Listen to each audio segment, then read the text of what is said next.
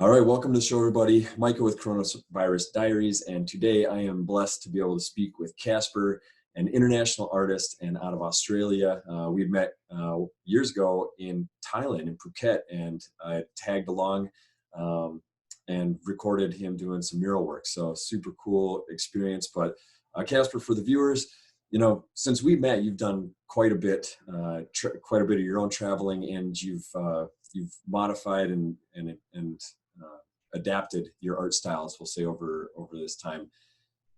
Give the viewers a little bit of insight of, like, who are you, where are you from, where are you going, and yeah, we'll just go from there. Yeah, I'm from Australia originally, from Queensland is where I sort of grew up. That's where I sort of found my love for art.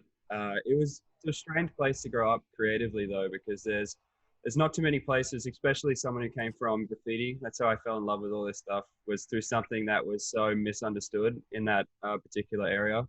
So, I'm a little skater kid, 15. I get into graffiti and I just become obsessed with it. And Queensland wasn't always the best place for me to grow up creatively. So, probably about 5 or 6 years later, after doing the graffiti thing, getting in trouble, starting to do stickers and draw these monsters that I seem to draw a lot now. um, I decided to sort of travel and get out there and find some walls to paint. So, my original mission was just to go to Bali for like 2 months and paint as many walls as I can. So I woke up first thing every morning, tried to find paint. If I found it, I scooted around and just learned to say in their local language, like, I'm an artist. I want to paint your wall. I paint your wall for free. And that's usually what would get them. Um, So but I'm not sure what happened there. In Out in Bali, that community is known for the artist community, right? Like, there's a significant. I actually never got to spend time out there, but as far as muralists and painters and that, Bali is a pretty big hotspot, right, for the world. yeah, it's a crazy space. I wasn't expecting it. I had no idea what to think when I hit the ground. And that's what it's been like in every country that I've been in. But Bali was really unique because I linked up with a local graffiti shop there called All Caps. Just accidentally found their space and needed to spray paint someday, and it just randomly came up. And we were like a family there, like a little creative family where Christmas was coming around. We went and had dinner with them, and I met up with all these artists from all over the world. And we actually ended up putting a big residency together while I was there. So it was at a place called Chata Odata. I randomly found that place too. That's how all this stuff's happened. It's just like insane things just panning out accidentally, and just hoping, or just like, I don't know, painting every day and seeing what happens. So, I mean, with there, I got this residency by going into this random art gallery. They had spray paint. I saw that. It was like almost gleaming on the wall because it was Yeah. on my hands on like good spray paint, and their spray paint over there is called Rayma, and it's like this really nice stuff.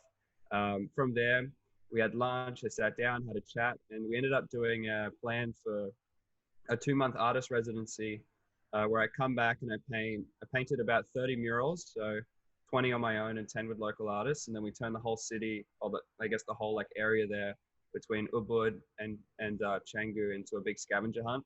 So Yeah. the people who found the most paintings, at the end, if they photographed in front of all of them, they won work at the exhibition at the end. So, I mean, I went from the graffiti kid in Queensland who's like getting in trouble and nobody understands, and putting on art shows, nobody's coming because there isn't Right. an art thing at that Yeah. point, like being, sponsored by a graffiti shop internationally and painting like temples with all these insane Balinese dudes that could, half of them I could hardly even speak to because they didn't really speak English, and and we couldn't really communicate, but we just painted and sun, scooted around. It's like Fireworks. your, It was just, your your art was the international language. You spoke through art.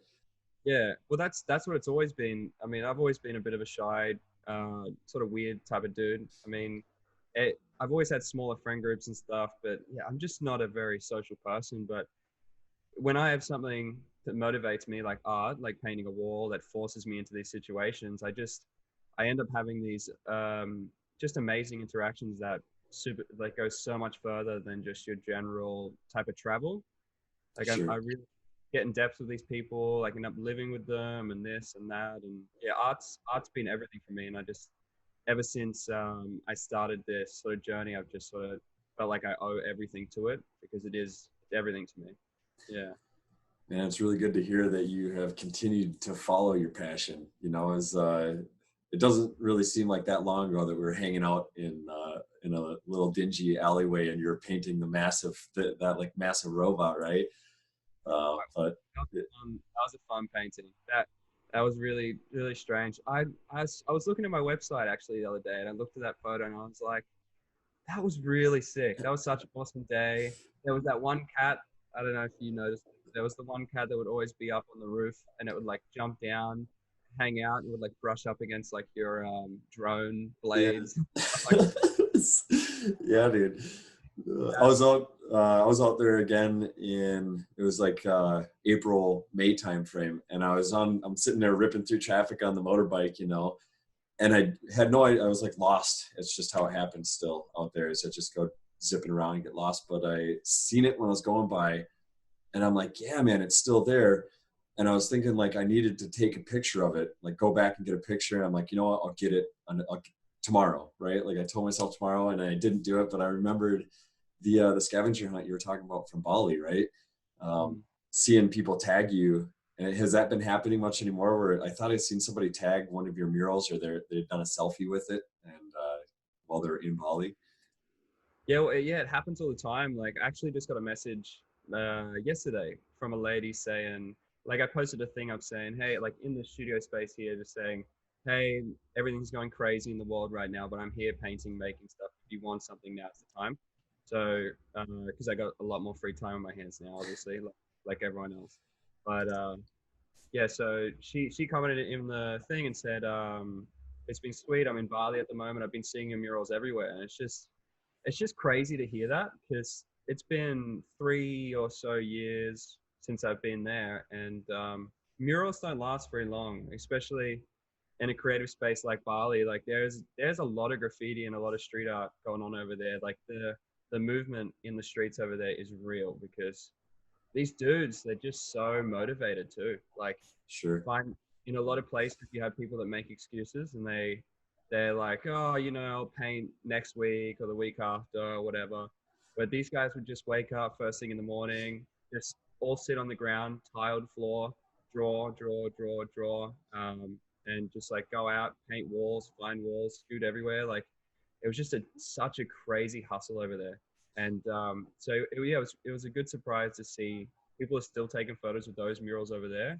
Yeah. Because I've done them around in different countries and such, but I thought Bali it was only a matter of time. But I mean, if you paint 30 murals and 10 stay up, I mean, it's sort of expected. I did a lot over there. So. Well, you do definitely have a really unique style, and I think, you know, maybe in some ways, you know, I've hung around with or had the opportunity to hang out with some graffiti artists here and get to see kind of how they operate and this types of work that they do.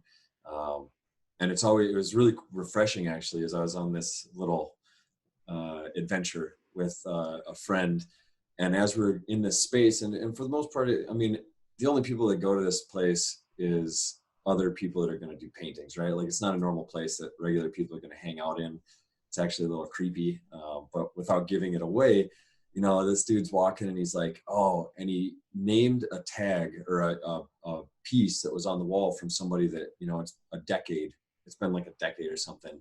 And they were talking about how like, no matter what, they can't touch that one, right? And it was just out of respect for that person and maybe who they were in the community and that. So, you know, maybe the fact that you had so much out there, there's a little bit of street cred for you, and your style's awesome too. Thanks, man. Yeah, I think it was pretty well received. Yeah, I really became a part of like their community and their friends and everything, and tried to do my best to just have like the best interactions with them. Not even like trying, it just happened, you know. Just fun. It's who you are, man. That's how we ended up meeting. Yeah, exactly. Like, I don't even know. I think I met you Art in. C from the climbing gym. I was talking to Pierre Pijek, or no, the drawing room from Pierre. Yeah. And I was asking about graffiti artists because I was trying to do a graffiti thing out there, and ask and you shall receive, I guess, right? Yeah, I saw those the front garage, like pull down garages, and I was like, "Ooh, I need to get on one of those." Yeah, I'm trying And to get Piet on a interview here soon too, to see, you know, what's new, what's happening in the drawing room. But, yeah, you know, I wanted to touch base. You alluded to something, and it's in an aspect of being an artist. You know, this, you know, like a lot of people hear the starving artist, and you're talking about how you got to get your hands on some of the paint. You know, you're traveling at the same time. There's this element of hustle, and you said hustle, and you know, and I'm assuming you use it in the same terms that I do, in that, you know, you just got to grind and you got to make stuff happen, right? And, you know, we're kind of at a time in history now, you know, it's new for everybody, in that everybody's hustle, everybody's got to pivot. Um, for the most part, everybody has to, the majority. I'm curious, as an artist and somebody that's traveled, I don't know if you had any type of travel plans coming up, or gallery shows, or any of this. You know, what are you doing in your world right now? You said you're painting a lot, and obviously that's epic. That's what you should be doing if you're an artist. But what are you doing in your world now to try to adapt and, you know, make this thing work, whatever, for as long as it's going to happen? yeah, it's a weird situation here in Australia right now. Like you mentioning traveling, for example. I was about to go into the outback in a place called Lightning Ridge up in the outback in Queensland. I was about to catch a train up there and do like these big mural projects with this like legendary Australian artist named John Murray.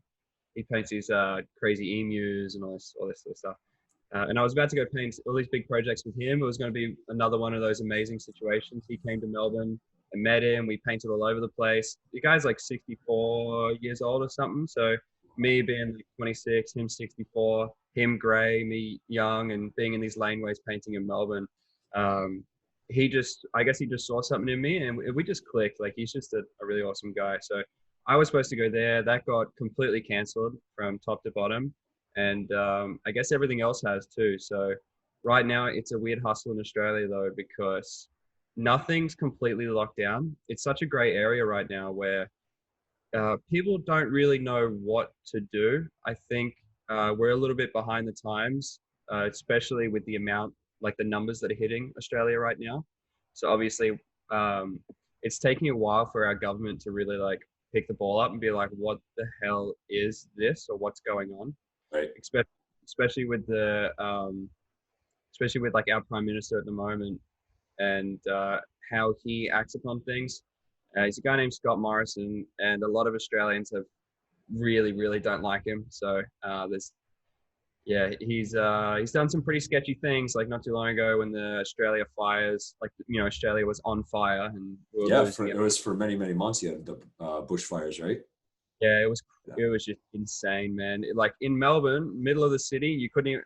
From my building, I live reasonably close to the city, a bit far out, but close enough that you can see the buildings 100%. It's just like but Nice. you couldn't see anything. It was just smoke was just covering those buildings, and you could just sort of see the silhouettes. And at that point, he left around Christmas time to go and spend like Christmas with his family for like a few weeks. And that was like, while we really needed someone or something, or someone who's proactive, and especially to leave your state, your country, to go spend Christmas. It was just really strange. And at the moment, he is sort of enforcing rules where he'll say one thing at midday today, and then by 9 p.m. things will change, and then everybody will wake up and it'll be different. So the story was just before, we're closing down all non-essential shops, and then people woke up the next day and that changed, and now they're closing down only like restaurants and selected type of spaces. Sure. So yeah, right now it's a really gray area. A lot of people I find aren't knowing what they should do or supposed to do. Like the whole concept of social distancing and stuff is still around here. But yeah, you find there's a lot of confusion because the rules they're not straight. It's not lock yourself down for 2 weeks, let's sort this crap out, uh, which I think it should be, because to give people options, especially in Australia, you get like those blokes that are going to work, oh, whatever. Yeah, Virus, well, sure. That's yeah, everywhere, right? Like, it's some people, just, it's what it is. They gotta do yeah. it. I mean, if at least if you enforce a rule, it 100% locks it down, and it's for the safety and the betterment of like all of us.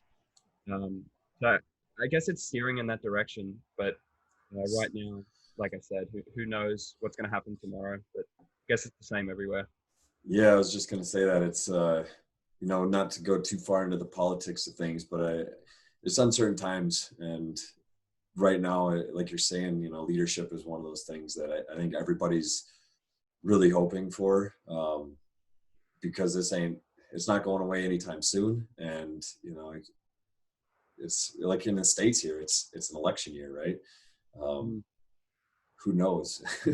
Who knows where we're going to be at in 2 months from now, let alone 6 months. So it's just kind of, I'd say the sentiment is probably the same, and everybody's looking for a leader.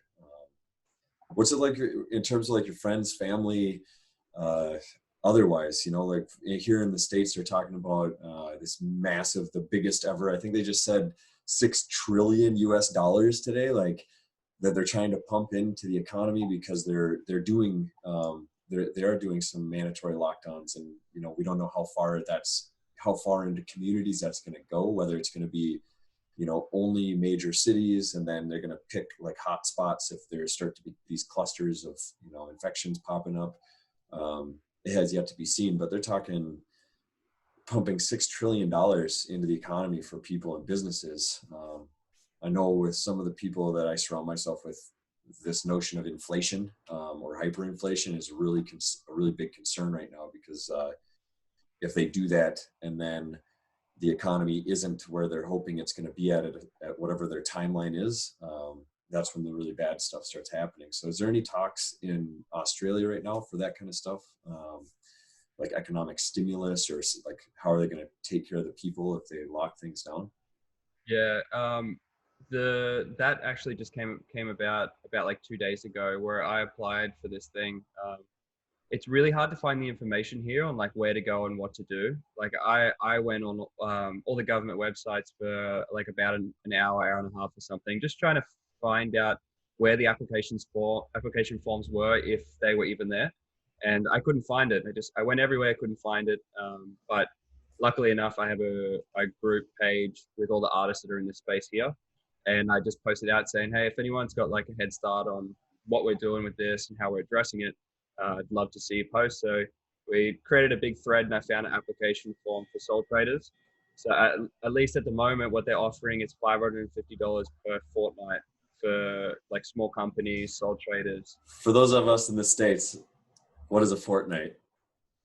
2 weeks. Oh, you don't say that? Yeah, no, that's some stuff that we see in movies though. So no, we know it's 2 weeks, 2 standard weeks, 7 days a piece. I see more stuff in movies, so you can take it back this way. Um, yeah, fortnight, 2 weeks, $550, which is, I mean, what American 280, 60, I don't know. The Australian dollar is much lower than yours, for that for sure. So there's like there's that going on at the moment, but I've applied for that quite a few days ago and haven't heard anything back. I'm sure there's a huge influx of emails and communications they need to go through, but Sure. yeah, I really don't know what the deal is with that. I've applied for it, and we'll see what happens. You know, a lot of my friends have done the same thing, who are sole traders as well, which is probably primarily the most of my friends. But that's what we have at the moment, at least for sole traders. For other things, I mean, you can actually get jobs to help Melbourne out. So they're throwing out a few thousand jobs right now for people to clean, for transport, for logistics, call centers, all that type of stuff. So they're giving job opportunities out to people that really need it, which is pretty great. Um, but yeah, there's small things trickling in, but I still think we have some ways to go, especially with communications, to tell the people uh, how to address this stuff. Especially because if you put on the news, it's the general panic sort of thinking or panic talking about what's going on. But I really feel as if it would be beneficial to actually tell the people what they can do about it financially. Um, but it doesn't seem like that's happened just yet. But yeah, it's good. It's good that there's anything. I sort of went in with low expectations, but especially because all this stuff's become serious so quickly over here. Sure. Yeah, it's a very very fast changing landscape. Yeah, just leave it at that. The last week here in the States was it escalated quickly, and I mean, just like me, I don't even my routine is it's so bizarre now. I was telling you how I'm in a small studio, and you know, if I was somebody in a house outside of the city that had a yard they could go step into, like this is the crazy thing about here is that there's all these people that are like stay in your house, you know, like you're not allowed to go and do anything. And it's like, dude, if you're in a if I'm in a jail cell, like Yeah. I'm pretty much in a jail cell that I'm allowed to cook, and if I open my window, I get some fresh air. But you want to see an entire population go mad? Don't let them out of their house if they're in a, you know, like I would love to be in a, if I had a big house outside of the city and I could do whatever I want, no big deal, like whatever, I'll stay away from people. But staying away from people in a small cubicle is it's another thing. So you know, I'm sure out there you guys will get it figured out though. The community facing stuff is, I think you're on point with, you know, just what can the people do, how can they do it, you know, the look around for even like localized community like groups.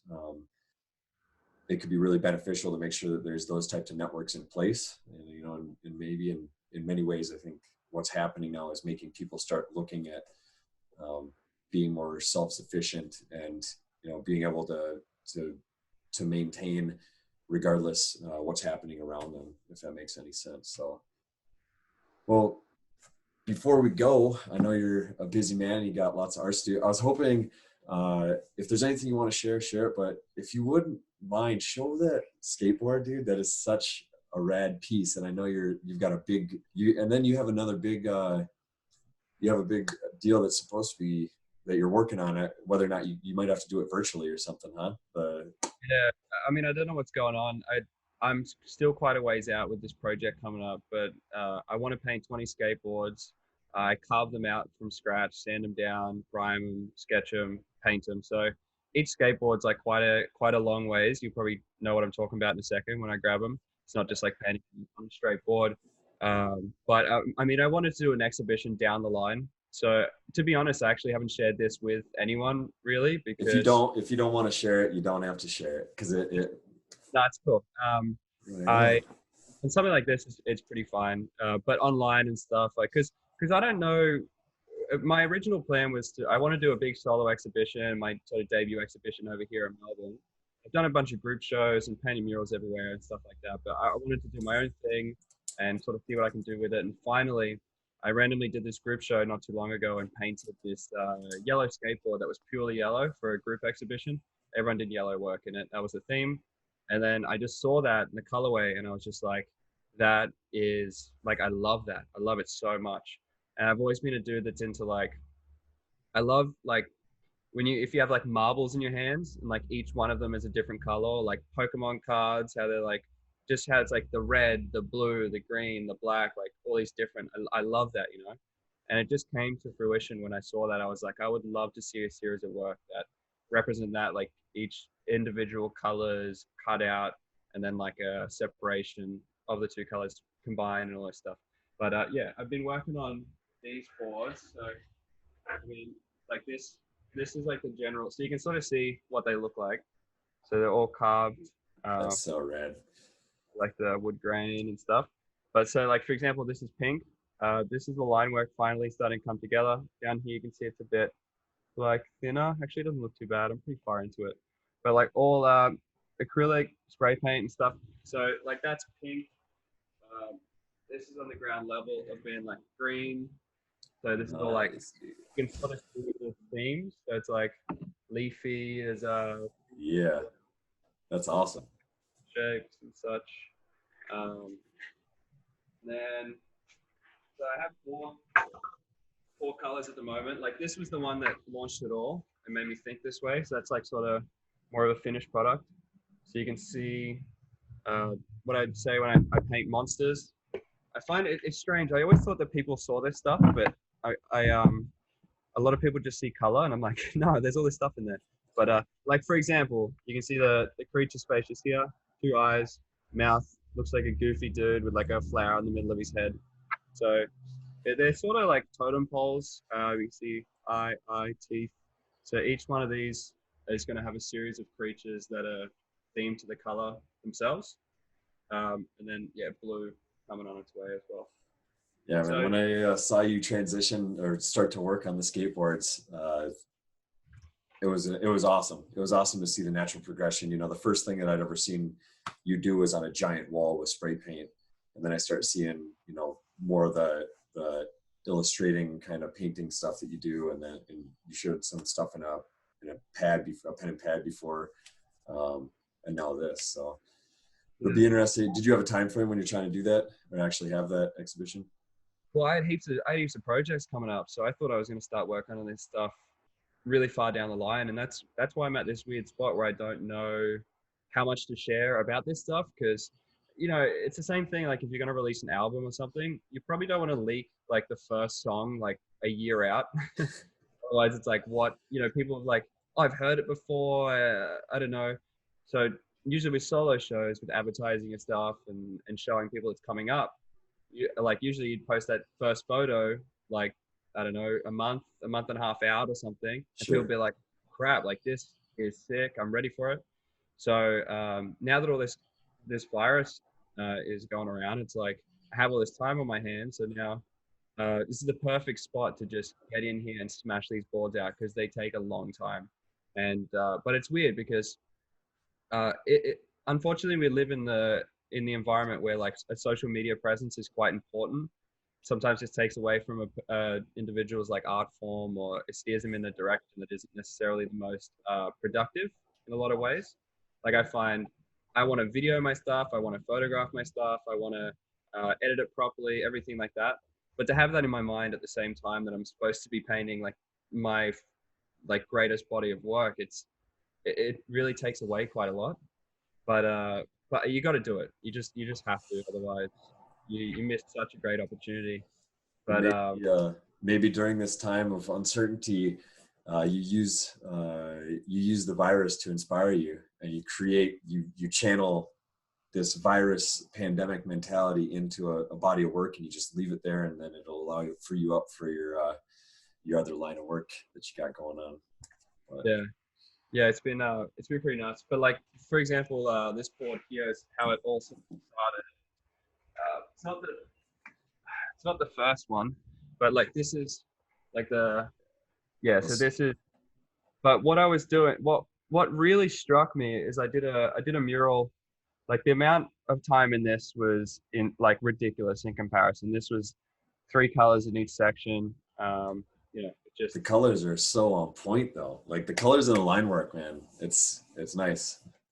But I did this skateboard, and I lined up about 8 of them at this mural festival that I was a part of, and um, everyone was looking at them, and there were some more simplified ones where it's just maybe 2 color variations or something, and it took me literally like 1/4 the time. And if one board like this really detailed one was a higher price, the next one was like half because it took half my time. But a lot of people were looking at it and being like, so why is that one this amount and that one's like double? Because the general public, they just see like this insane colorscape and skateboard, and it's very hard for them to see detail. Sure. So And then time. Time. yeah, Most people don't understand how much time art takes and creativity. So, exactly. So if I jump into these like individually colored boards, they're quicker to put together. They still take a while, but they take a reasonable amount of time for me to actually price them to be accessible by people. Because like this skateboard that took me like 4 days straight with like 10-hour sessions, it's really hard to put a number on that because that's a lot of time, a lot of effort, it's a lot of pain, it's a lot of everything.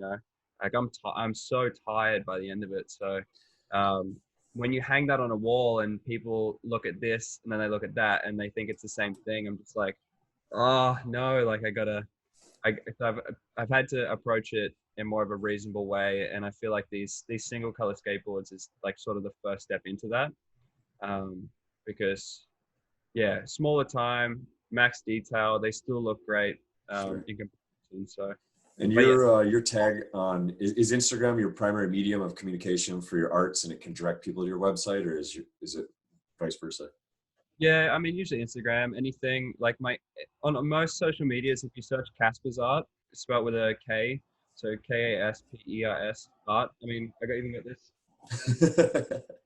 Even got this. Thing. I'm gonna tell you exactly what it is. But There it is. that was from the same mural festival thing. Uh, but yeah, Casper's art on all social platforms, and I have a website and everything. But I mean, you'll find it through the platforms if you're interested. Yeah, and YouTube, everybody, oh, go ahead. yeah, YouTube. I have a platform as well. My channel is like all these series of numbers and crazy letters because I'm not very good at YouTube. But if I you think search, once you get 100, once you get 100 subscribers, you can go into your settings and you can get a unique URL. There's a whole process, but it's actually pretty easy. You should check it out. So if you got 100 subscribers, you can have Casper's art, assuming nobody else has jacked your name. For any of the listeners or the viewers, all his information is going to be below in the About section. Kasper, I can't thank you enough, brother. It's been really good to catch up, and we're definitely going to have to do this again. Indefinitely, for as long as we can, as long as you're willing to. And then once all this passes over, man, I would love to take a trip out to Australia and pick up one of your pieces from your studio space. So believe that, man. It's good. It's when this is all over, I'm gonna have some real itchy feet, bro. Did you got anything that you wanted to touch base on before we go? Are you good? I think I covered a little bit of everything right now. Yeah, crazy space, painting skateboards, painting walls as much as I can. But yeah, I guess you'll see everything up on Instagram, at least everything that I'm comfortable with sharing right now. I don't know what the hell that's going to be, but it's going to be something. So Sure. yeah. All right. Well, thanks again, Kasper. It was a pleasure. I look forward to chatting with you again. And for all the viewers, if you liked what you saw, don't forget to like, subscribe, follow, share, and check out Kasper's work below. And he does ship to the States and internationally. So that's something to consider. Support your local artists and your international artists too. Kasper, thank you. Thanks, man.